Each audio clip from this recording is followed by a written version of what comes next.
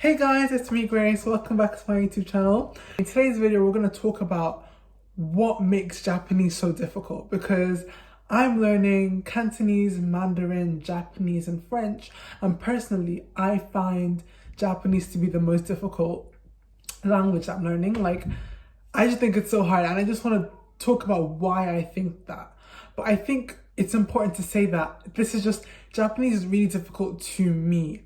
There are a lot of factors that come into what makes learning a language difficult, what language the person actually speaks. Because Japanese might be really hard for a native English speaker, but it won't be as hard for a native Korean speaker because Japanese and Korean grammar is really similar. So that's why you can't really say Mandarin Chinese is the most difficult language, Arabic is the hardest language to learn, because each person will find a language different. Do you know what I mean? Some people might find Japanese really hard and some people might find it really easy. But for me, and I think for a lot of English speakers, native speakers, Japanese is hard because it's really different to English. And so in this video, I'm going to talk a bit about Japanese, about the language. If you want to learn it, or maybe you're just curious about the Japanese language, I encourage you to keep watching the video. So the first thing about Japanese that, is really whoa, as English speakers, is that it's just fundamentally different. The grammar is just completely different, not just looking at the characters and everything, just fundamentally the grammar, how the language works is completely different to English. I mean, English sentence structure is subject, verb, object, SVO. Take the sentence, I eat an orange, for example. I is the subject, eat is the verb, and orange is the object. So it's SVO. However, Japanese sentence order is SOV. So in Japanese, it would be I, orange, eat. So, right off the bat, straight away, Japanese is just different, So that sentence in Japanese would be, Watashi wa orenji o taberu. Watashi meaning I, orenji meaning orange, and taberu meaning to eat. Now, if you pay close attention to that example, you would notice that there are some words in that sentence that don't have a meaning that I didn't translate.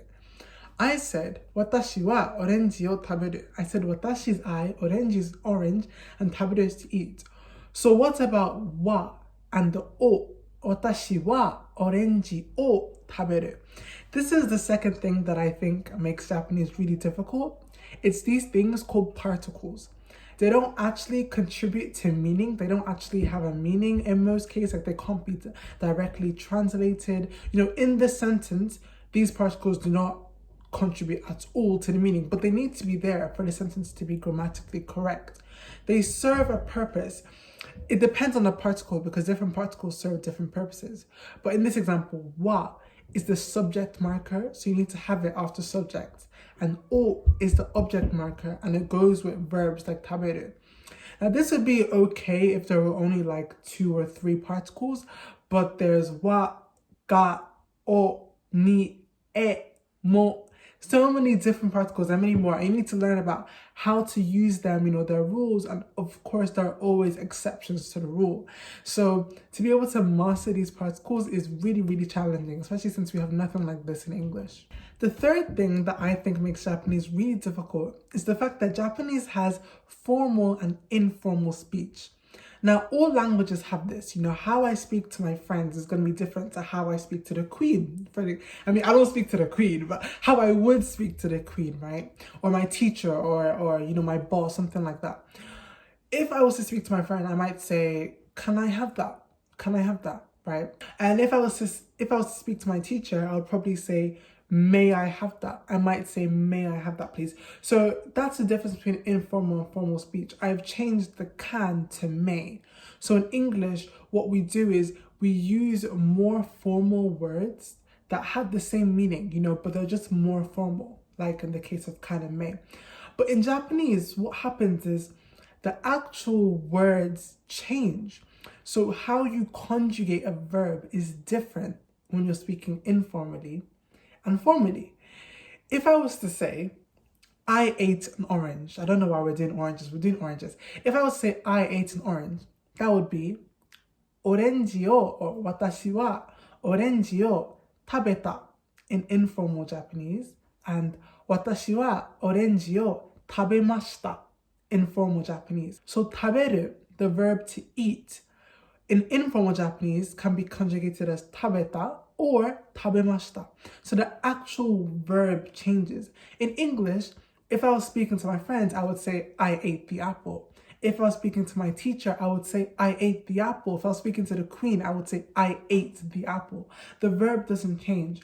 Whereas in Japanese, when you're learning how to conjugate verbs, we need to learn how to conjugate them formally and informally.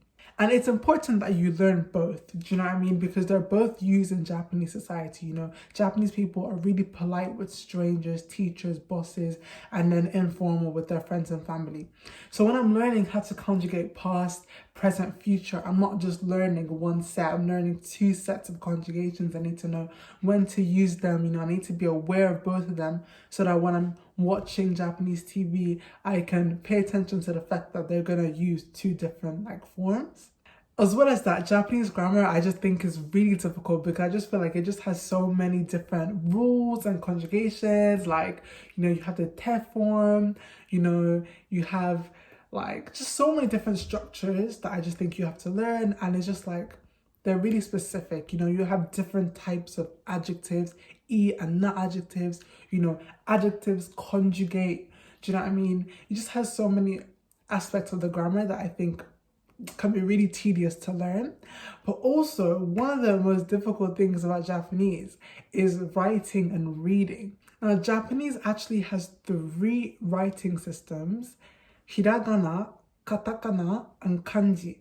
Hiragana and katakana aren't actually too difficult because, you know, I learned them in a week. They're not, I forgot the actual number. I'll put the number on the screen. But there aren't that many characters. They're quite simple to write and draw. And if you just write them over and over and over again, you'll remember them. Katakana is usually used for loan words. So Japanese has a lot of words that are taken from other languages. For example, English. For example, the word computer in Japanese is computer. The word basketball is basketball. You know, the word juice is juice. These are actually the words in Japanese. They're literally taken from English. So words like that are usually written in katakana. Hiragana has different purposes. Usually particles, like I mentioned, are written in hiragana. And when you conjugate verbs, part of it can be written in hiragana. You know, hiragana has all the sounds of the language, and technically you can write every single word in hiragana, but if you were to do that, it'd be really hard to read. So that's where kanji comes into play. And kanji is borrowed from Chinese. It's essentially Chinese characters. But I think even though Chinese, like Mandarin, and Japanese both use these kanji characters, the characters are more difficult in the context of Japanese. The reason being that Chinese characters usually have one reading. Let's take this character for an example. This character is the character for person. And in Mandarin, I'm saying Mandarin when I say Chinese. You say that as ren, so that's how you pronounce it. In Japanese, this same character can be read as hito, it can be read as nin, and it can also be read as jin. So I can say Nihonjin desu, I'm Japanese. I can say sono hito, that person, or I could say gonin ga iru, there are 3 people. So all these sentences use that same character, but they pronounced it in different ways.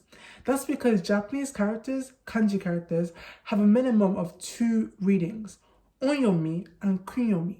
Because kanji was borrowed from China, from Chinese, the kunyomi is a Japanese reading. Japanese people looked at the character and said, okay, this will be hito in the example of that character, right? And that's kunyomi. Onyomi is looking at the Chinese reading, and the Japanese adopted that reading. So they kind of said, okay, this is how the Chinese people say it. Okay, so let's also make this character be pronounced in this way too. It's important to note that Chinese and Japanese are both different in terms of pronunciation, and so it doesn't mean that onyomi will just sound exactly like Chinese, because there are a lot of sounds in Chinese that don't exist in Japanese. So sometimes onyomi, you can't even hear the similarity between it and Mandarin. And also it's worth noting that at the time that the Japanese language was adopting this writing system, the Chinese language wasn't the exact same as Mandarin. I mean, Chinese has evolved over time, so it's perfectly understandable that some of those characters won't sound like Mandarin, but some of them actually do. Some of them you can actually be like, oh, these actually sound pretty similar. For example, the character for year, the kunyomi is toshi, whereas the onyomi is nen. And if you look at how to say year in Mandarin, it's nian. So you can kind of see nian, nen. You can kind of see where they got it from, right? Now, it's also important to note that many characters have more than one onyomi and kunyomi. So the minimum is 2, but a character might have 3 different onyomis, right? And then like 2 kunyomis. So one character can have 5, 6, 7 readings. I mean, it's rare for a character to have so many readings, but there are some characters that have so many readings like that. So as a learner, you have to learn the character and learn all the different ways that it can be pronounced, you know? And then when you read Japanese, you need to choose which pronunciation to use. You're probably thinking, how do you know which reading? Generally, as a rule of thumb, when the character is by itself, you will use the kunyomi, and then when it's in combination with other kanji characters, you will use the onyomi. With the example of the character for person, if you were to say, I am a person in Japanese, you'd say, watashi wa hito desu.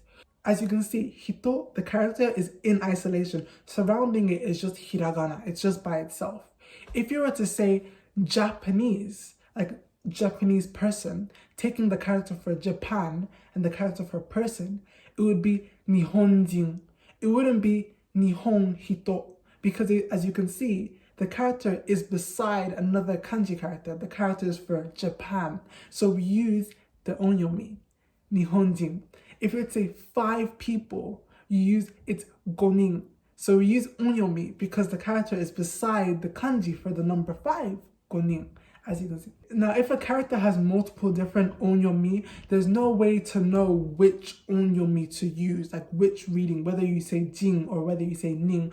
The only way to know that is just to know the word. Like, you just need to know the word. You just need to know that when you're counting people, you use ning.